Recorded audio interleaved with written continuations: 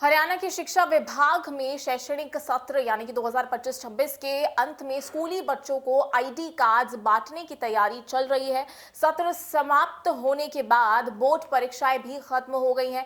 ऐसे में विभाग के इस फैसले को टीचर और अभिभावक केवल एक औपचारिक मान रहे हैं। यानी कि मैं हूं छाया गनौली और आप देख रहे हैं इंडिया न्यूज। अगर इस पूरे मामले को जानें और इसके ऊपर बात करें, क्योंकि प्रदेश के 250 पीएम श्री स्कूलों के पढ़ने वाले बच्चों के आई कार्ड्स बनाने में प्रक्रिया इतनी धीमी रह गई कि एग्जाम शुरू होने के बाद भी कुछ जिलों में आई कार्ड नहीं पहुंच पाए हैं और अपने आप में एक बड़ी खबर बन जाती है, क्योंकि एग्जाम्स है और जब बच्चों के पास उनका आईडी कार्ड नहीं होगा तो वो एग्जाम देंगे भी कैसे।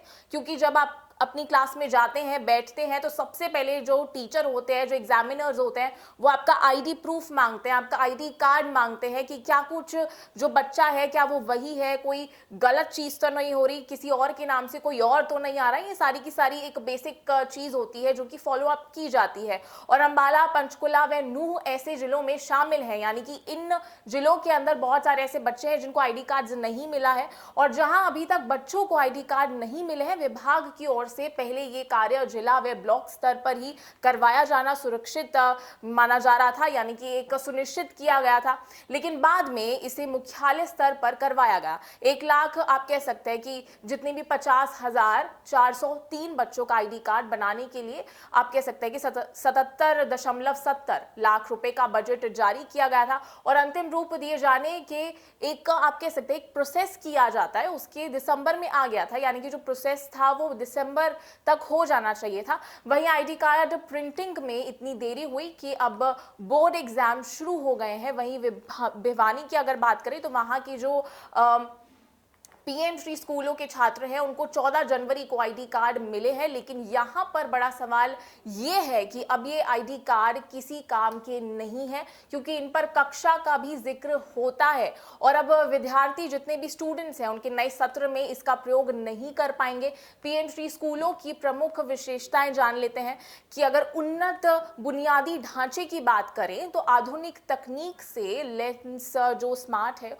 उसका क्लासरूम होता है, कंप्यूटर लैब होते हैं और जितने भी अटल कह सकते हैं कि टिकरिंग लैब होते हैं और साइंस लैब्स होते हैं। यानी कि साइंस लैब आप सब लोगों को पता होगा, आपने सब स्कूलिंग में की होगी कि अलग अलग लैब्स होते हैं। और अगर हम शिक्षा का तरीका इसकी बात करें तो 21वीं सदी के कौशल पर केंद्रित और अनुभवात्मक और खेल आधारित शिक्षा होती है। फिर समग्र विकास की अब बात कर लेते हैं। शिक्षा के साथ साथ खेलों और कला और जितने भी आत्मरक्षा होते हैं और व्यवहारिक कौशल पर ध्यान दिया जाता है। अब पर्यावरण के अनुकूल पर भी बात कर लेते हैं कि इन स्कूलों को ग्रीन स्कूल के रूप में विकसित किया जा रहा है, जहां सौर ऊर्जा और कचरा प्रबंधन का उपयोग हो।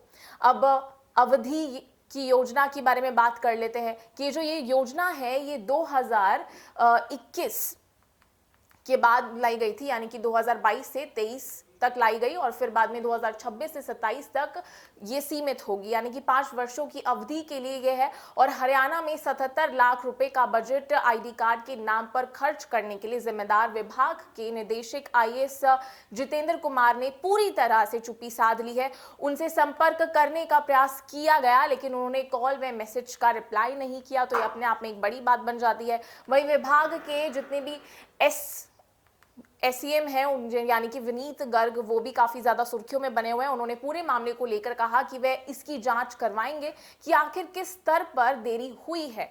यानी कि ये अपने आप में एक बड़ा मामला बन जाता है कि जब बच्चे स्कूल जाते हैं, एग्जाम्स के लिए तैयारी करते हैं, क्योंकि हर एक बच्चा सिर्फ एग्जाम के टाइम पर तो नहीं पढ़ता है। जब एग्जाम आते हैं तो वो पूरा साल अपना उस एग्जाम को देने के लिए निकालता है, पूरा साल वो पढ़ाई करता है और फिर बाद में जब उन्हीं स्टूडेंट्स को पता चले कि उनके पास आईडी कार्ड जो आए हैं वो भी गलत है, तो ये अपने आप में एक बड़ा मामला बन जाता है। यहाँ पर स्कूल के ऊपर बहुत सारे सवाल खड़े होते हैं, यहाँ पर अधिकारियों के ऊपर बहुत सारे सवाल खड़े होते हैं कि आखिर वो कर क्या रहे थे, क्योंकि बच्चों का भी टाइम इसके अंदर वेस्ट होता है, उनका एग्जाम के अंदर जो एनर्जी लगती है वो वेस्ट होती है।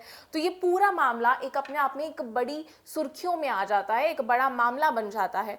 तो आपकी क्या कुछ प्रतिक्रिया है इस पूरे मामले के ऊपर, आप जरूर बताइएगा। मैं हूं छाया गनौली और आप देख रहे हैं इंडिया न्यूज।